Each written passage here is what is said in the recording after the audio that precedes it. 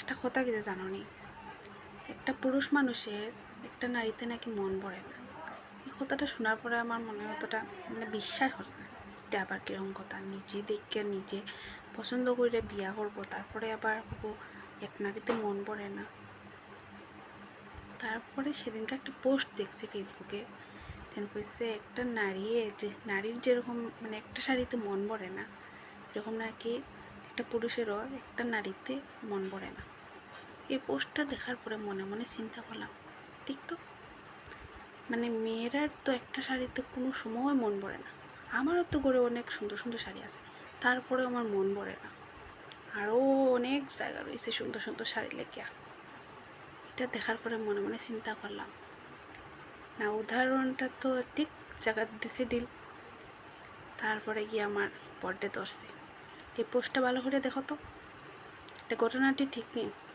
আমি তো আমারটা মেনে নিয়েছি যে মেয়েরাটা একটা শাড়িতে মন ভরে না। তুমি কি তা পুরুষের কথাটা মেনে নিছো? এটা আমার দিকে অনেক সময় চাইলো, পোস্টটা দেখলো, দেখতে হয় না না না না, এটা একদম মিথ্যা কথা, সবার ক্ষেত্রে এরকম না।